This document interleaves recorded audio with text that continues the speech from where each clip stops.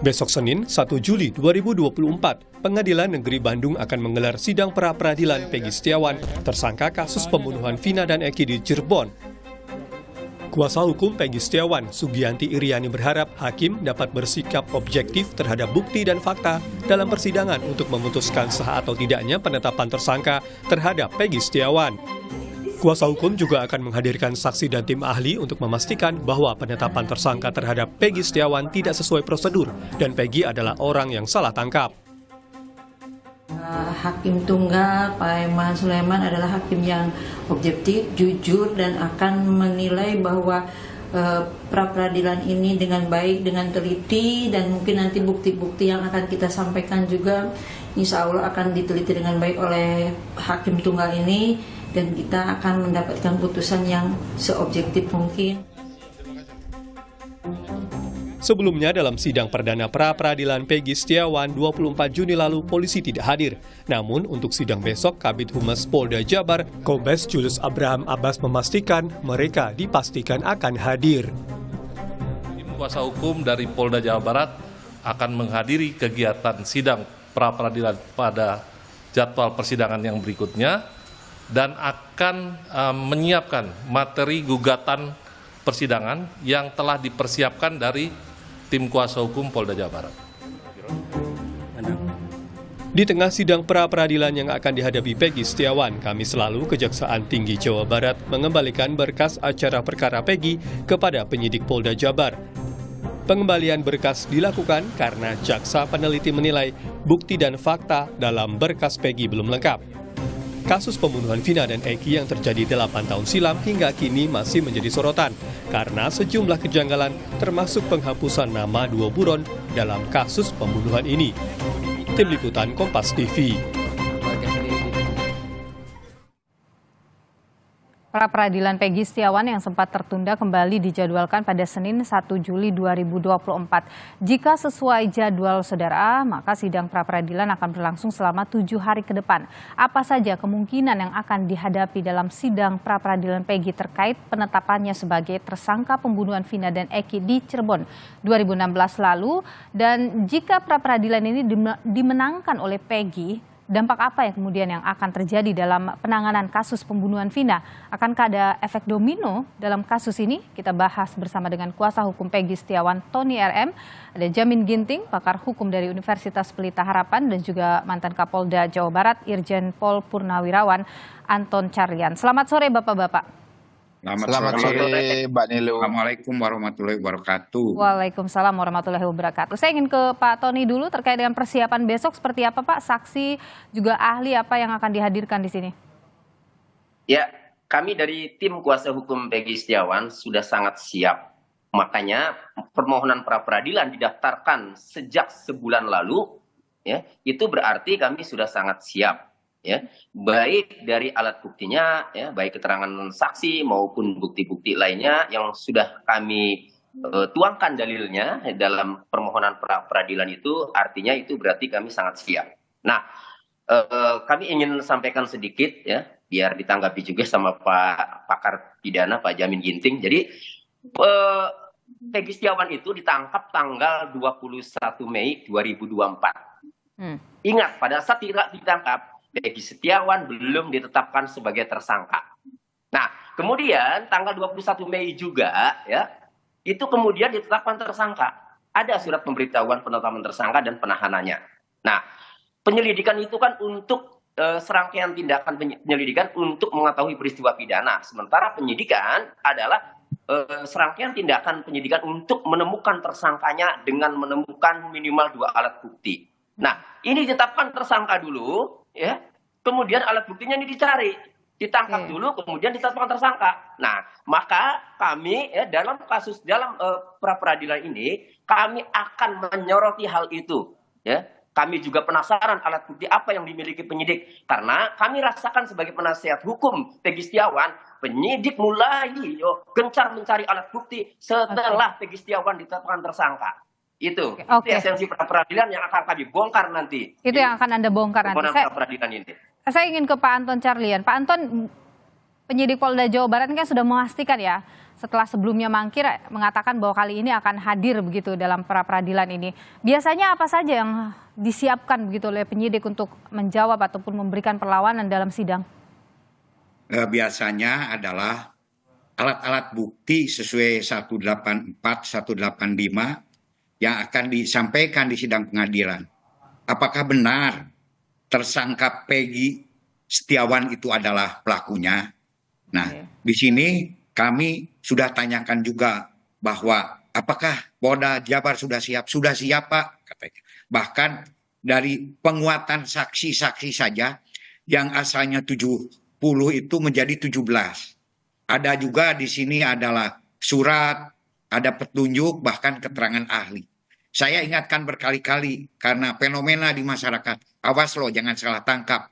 Kalau salah tangkap itu merupakan pelanggaran HAM yang mana kita sendiri sudah pernah belajar. Pelanggaran HAM bagi Polri. Dan masalah penetapan tersangka itu, mohon maaf Mas Tony, Kang Tony, bahwa 1 kali 24 jam boleh ditetapkan sebagai tersangka. Namun di sini karena sudah inkrah, jadi yang bersangkutan itu sudah bisa dikategorikan sebagai tersangka dari alat-alat bukti yang lama. Karena dari keterangan para terdakwa yang lama pun juga sudah disebutkan PS itu, Peggy Setiawan. Nah justru dari, makanya ada yang disita ijazah dan lain-lain gitu. Itu untuk memastikan bahwa yang ditangkap itu PS yang ini bukan PS yang lain atau yang ada di mana. Karena salah satu yang menjadi saksi itu adalah kawan satu sekolahnya. Oh iya, yang dulu melakukan itu PS yang dulu sekolah di SMP Cirebon misalkan SD ini. Nah makanya disitalah itu sebagai salah satu alat bukti. Dan ini pun juga sebetulnya merupakan, mungkin Pak Ginting nanti bisa menyempurnakan, dua proses of law, sistem pengawasan yang justru mengedepankan apa? Perlindungan terhadap para tersangka dan juga untuk membatasi tindakan kesenang-wenangan di dalam proses integrated criminal justice system. Inilah pra-peradilan yang ada di kita sesuai dengan pasal 77 KUHP. Jadi itu jelas Polda Jabar. Kenapa kemarin saya tanyakan juga, kenapa kemarin kok tidak hadir? Harusnya segera hadir. Bukan begitu, Pak. Kami sedang lebih menguatkan alat bukti yang kami tunggu yang memang sangat signifikan. Sehingga baru selesai ya pada hari Jumat Sabtu ini. Apa itu alat bukti yang sangat signifikan itu, Pak Anton? Wah, kalau dibuka di sini nanti. Pokoknya nanti kita saksikan sama-sama. Kita hormati sama-sama. Mas Tony memang harus membela. Jadi jadi kalau tadi yang disampaikan oleh Pak Tony soal alat bukti penetapan dilakukan terlebih dahulu baru kemudian polisi mengumpulkan alat bukti, itu terbantahkan dengan karena sudah inkrah itu, begitu ya Pak Anton? Ya betul saja. Namanya sudah DPO, sudah DPO itu tidak mungkin DPO saksi. DPO itu sudah tersangka. Baik. Dan yang sesuai dengan DPO itu sendiri ya itu PS yang sekarang, makanya ada fotonya. Fotonya juga di lab, ada keterangannya dan alibi. Ya, gini Bu, gini. Makanya begitu. Ini menurut keterangan dari para penyidik di Polda. Nah, gimana Pak Tony? Memang punya hak ingkar. Saya tahan di sana Pak Anton. Silakan Pak Tony. Karena memang tugas pengacara itu demikian. Tapi nanti kita kita buka di pengadilan sama-sama. Baik, Pak Tony silakan. Saya jamin Pak Anton Carlyan tidak baca putusan atas nama 8 terpidana yang inkrah. Saya jamin itu. Memalukan itu. Karena Pak, tidak juga di dalam putusan Mahkamah Agung disebutkan peran PS. Peran PS itu ada di sana itu. Peggy alias Perong, bukan Peggy Setiawan, bukan PS. Anda baca tidak? Betul, saya baca alias Robi. Alias Robi pun juga kan sama. Kemudian juga Peggy Setiawan Dan Iya, ketika tapi saya digeledah rusak, itu bukan pun Peggy juga Setiawan. adalah Oke. tempat Peggy di mana alias didapatkan Peron. foto. Oke, baik. Kita Makanya tahan dulu. nanti Kita tahan akan dulu Pak Tony. dibuktikan di Adalah pengadilan. klien kami ini Peggy alias Peron, bukan. Klien kami itu Peggy Setiawan. Itu. Oke. Baik, kita Tapi tahan di sana namanya Pak Tony. berubah jadi Robi pun juga kenapa? Kalau tidak ada apa-apa, kenapa harus berubah? Namanya tetap saja. Mau kemanapun juga ini adalah satu indikasi. Makanya daripada berdebat Anda tidak baca jelas, putusan. lebih baik Anda saya tidak baca Mahkamah keputusan. Putusan Putusannya Mahkamah itu Agung Peggy alias Peron, 163. DPO-nya. Jangan Anda bilang tidak baca. Saya baca juga. Anda jangan menjustis Peggy dalam alias hal Peron, ini. Anda baca coba. Oke, Belum jadi baik. narasumber, Anda baca. Kita tahan di sana Pak Ton. dulu. Pak Tony, silakan. Apa yang ingin Anda sampaikan? Iya, Pak Anton ini tidak pernah baca putusan pengadilan. Karena di putusan Putusan pengadilan, Mahkamah Agung. DPO-nya itu. Anda tahu Pak dari mana Anton saya yang tidak terhormat. baca? Sebentar, saya mau ngomong ini. Bukan. Sebentar, saya Anda mau tahu ngomong. dari mana saya Peggy tidak baca? alias Anda jangan Oke. menjustis. Pak Peggy Tony, Setiawan. tadi pertanyaan Pak Anton adalah kenapa Anda bisa mengatakan bahwa Pak Anton tidak membaca putusan itu? Karena Pak Anton mengatakan yang sudah inkrah ini PS. Peggy, Oke. bukan PS. PS itu klien kami, Peggy Setiawan. Dalam putusan, Peggy alias Peron. Ingat, Oke. Peggy alias Peron. Bukan Baik. PS, bukan Peggy Setiawan. Baik, saya Bukan. tahan di sana. Pak Anton, di sana tertulis Sehingga- Peggy alias Betul, Peron bukan. bukan. Sehingga Bukan Nih, terpidananya saya lanjutkan dulu. PS, tetapi di dalam berita acara setiap Sehingga- keterangan. Pak Tony, diterangkan- tahan dulu Pak Tony. Tahan. Biarkan Pak Anton menjawab dulu. Sementara yang ditangkap adalah Peggy Setiawan, itu Oke. orang yang berbeda. Pak Tony, tahan dulu. dilakukan pemeriksaan dulu, penyidikan dulu, bukan langsung ditangkap. Oke, baik. Kita tahan di sana dulu. Kita dengarkan bersama dulu ya jawaban dari Pak Anton. Begini, kalau namanya DPO, daftar pencarian orang, itu sudah jelas-jelas, sudah ditemukan 2 alat bukti yang sah. Jadi sudah langsung bisa ditangkap. Kalau diperiksa dulu dari mana, Anda tidak pernah jadi polisi, saya pernah jadi polisi. Dan kedua, keterangan dari mana itu? Dari hasil keterangan keputusan Mahkamah Agung. Di sana sudah dijelaskan peran PS alias Peri Perong alias Robi dan lain-lain. Makanya di sini jelas sudah ada 2 alat bukti yang sah. Oke. Sehingga boleh untuk ditangkap. Di Oke. sini. Baik. Jadi sudah ada peran di dalam, bukan berarti PS sudah Oke, ada. baik. keputusannya. Kita tahan dulu Tapi di sana. Peran PS sendiri itu sudah jelas ada di dalam kelompok yang 11 yang waktu itu. Oke. Sehingga Baik, di sini kita jelas tahan di sana. sebagai tersangka, bukan tersangka lagi, sudah ada PO. Oke, kita tahan di sana Pak Anton. Pak Jamin, kalau Ya. ini persoalan identitas ya yang ditanyakan, baik Pak Tony, kita tahan dulu. Saya mau bertanya dulu ke Pak Jamin Ginting. Pak Jamin, ketika persoalan identitas yang tertulis itu di putusan Peggy alias Peron, kemudian yang tertangkap Peggy Setiawan, ini apakah bisa jadi salah satu peluang alat untuk kemudian perdebatan di persidangan pra peradilan? Ya, dalam konteks hukum pidana mencari kebenaran material, itu identitas seseorang itu sangat penting. Bahkan dalam pelimpahan perkara ada foto, ada nama asli, dan identitas itu jangan sampai salah. Nah, itu yang esensial ya dalam konteks pidana. Makanya kalau ada keterangan dalam suatu putusan, apakah putusan itu sudah ingkrah, menyebutkan nama seseorang, dia ikut serta melakukan tindak pidana. Anggaplah disebutkan dalam putusan itu, disebutkan namanya Peggy alias Perong, begitu ya. Oke. Maka akan dicari Peggy alias Perong, bukan Peggy Setiawan. Kalau di kemudian hari ada keterangan lain yang mengatakan Peggy alias Perong itu adalah Peggy Setiawan, maka harus dicari keterangan-keterangan dari saksi-saksi lain, apakah benar Peggy Perong itu Peggy Setiawan. Kalau Peggy Setiawan, berapa orang yang namanya Peggy Setiawan di Cirebon yang terindikasi sebagai orang yang diduga melakukan bersama-sama pembunuhan tersebut. Harus diperiksa Peggy Setiawan beberapa orang begitu. Jadi bukan hanya tertuju kepada satu orang tertentu begitu. Nah, dari akhirnya akan ditemukanlah indikasi bahwa orang yang disebut Peggy Perong tadi atau Peggy Setiawan dengan 2 alat bukti yang sah, dia dinyatakan sebagai orang yang patut diduga yang disebutkan oleh dalam putusan tersebut. Nah, itu harus ada alat bukti tersendiri karena ini kan pasal 340 ya, pembunuhan berencana.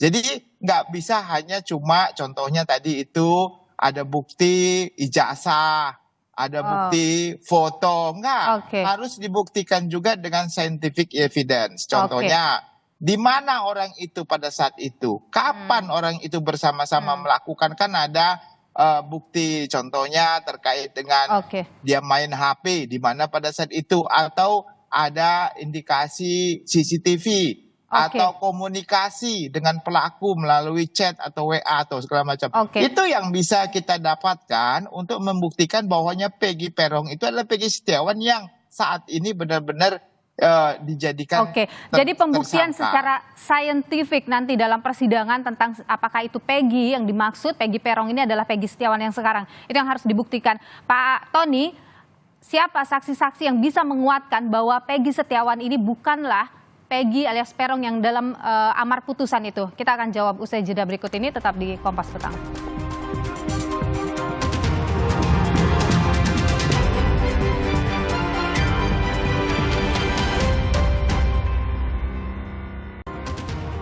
Kita lanjutkan kembali perbincangan kita sore hari ini, saudara. Masih bersama kami ada Tony RM, kuasa hukum dari Peggy, kemudian Jamin Ginting, pakar hukum dari Universitas Pelita Harapan, dan juga ada Irjen Pol Purnawirawan Anton Carlyan, mantan Kapolda Jawa Barat. Saya ingin ke Bung Jamin Ginting dulu. Bung Jamin, ketika misalnya dalam kasus ini dimenangkan oleh Peggy Setiawan, bagaimana dampaknya ini kemudian pada proses penyidikan dalam kasus Vina? Terkait dengan putusan pra-peradilan, tentunya kalau nanti dinyatakan penetapan tersangkanya tidak sah, alasannya apa? Alasannya yang paling mungkin kan adalah tidak cukup alat bukti untuk menjadikan Peggy Setiawan ini yang saat ini ditersangkakan sebagai tersangka. Akhirnya berarti ada Peggy Setiawan lain atau Peggy alias Peron lain yang pelaku, yang DPO, bukan dia begitu. Atau masih ada alat bukti lain yang menurut pra-peradilan ini kurang untuk dijadikan alat bukti. Nah, ini harus dicari, atau proses penetapan tersangkanya tidak sah karena berdasarkan prosedur yang hukum acara yang ada tidak cukup 2 alat bukti sebagaimana dimaksud dalam pasal 184 tersebut. Dan indikasi itu kelihatannya ada. Kenapa saya bilang? Karena kemarin waktu jaksa penuntut humas jaksa menyatakan nggak bisa P21 karena memang kurang cukup alat bukti untuk bisa dinaikkan ke persidangan. Karena kan kemarin dikhawatirkan diterima P21 sehingga pra-peradilannya dinyatakan gugur begitu. Tapi realitanya jaksa menyatakan tidak cukup alat bukti. Kelihatannya relevan, tapi saya tidak mau mendahului. Tapi kita lihat aja nanti bagaimana upaya daripada Kepolisian Republik Indonesia untuk menyatakan kalau mereka benar-benar membeli 2 alat bukti untuk menetapkan tersangka. Demikian. Anda kira-kira akan bagaimana ini jalannya persidangan ini? Saya melihat begini, kalau yang dihadirkan selama ini alat bukti yang disampaikan ke publik terkait dengan foto dan juga ijazah, saya sepertinya tidak yakin bahwa apa yang dijadikan tersangka ini benar-benar Peggy Peron yang disebutkan dalam putusan tersebut. Kenapa? Atau ya karena untuk menentukan seseorang itu ada di lokasi dalam suatu perbuatan pidana tentu ditentukan dengan scientific evidence, Mbak Nilu. Artinya ada orang yang melihat dia ada di situ, atau ada koordinat dari suatu CCTV yang menyatakan dia ada di situ, ada DNA rambut dia ada di situ, atau ada saksi-saksi yang menerangkan melihat dan mengalami sendiri bersama-sama dengan dia ada di situ. Kalau hanya satu saksi itu bukan saksi, ya, unus testis nullus testis. Jadi perlu minimum 2 orang saksi untuk membuktikan kebenaran sebagai saksi. Jadi kalau menurut saya kalau satu ya bukan saksi namanya begitu, Mbak. Baik, Pak Tony, bagaimana siapa saksi-saksi yang kemudian Anda bawa yang bisa menguatkan bahwa ada kesalahan di sini, kemudian ini bukan Peggy atau Peron yang dimaksud dalam amar putusan?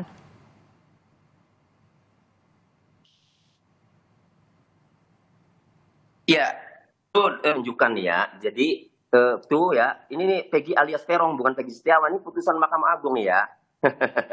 Nah, sementara yang ditangkap adalah Peggy Setiawan. Silakan nanti bagaimana itu kok jadi Peggy Setiawan yang ditangkap. Saksi-saksi baik ya, saksi yang melihat Peggy Setiawan itu berada di Bandung pada saat kejadian, maupun saksi-saksi lain terkait dengan Peron ya, bahwa tidak pernah Peggy Setiawan dipanggil, tidak pernah Peggy Setiawan itu dipanggil Peron. Nah, kami ini sudah mendapatkan salinan BAP tersangka, ya, sudah ditanyakan itu, ya, mengenai nama panggilan Peron dan sudah dijawab oleh Peggy Setiawan tidak pernah dipanggil Peron. Itu BAP tersangkanya ada di saya, sudah ada. Kemudian kami mendampingi saksi-saksi lain, kurang lebih ada 7 saksi yang kami dampingi dengan tim. Sama ditanya apakah nama panggilan Peggy Setiawan itu Peron, sudah dijawab semua, bukan. Pertanyaannya, saksi siapa dari pihak penyidik yang mengatakan bahwa Peggy Setiawan itu dipanggilnya Peron?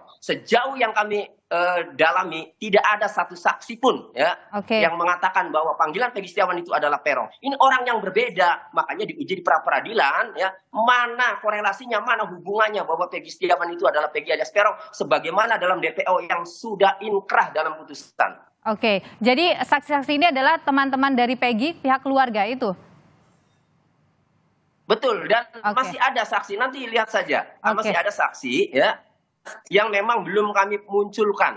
Oke, dan baik. itu nanti akan terang benderang nanti. Baik, Pak Anton, kalau misalnya Peggy Setiawan menang pra-peradilan ini, bagaimana ini? Polisi akan membawa kemana kasus ini?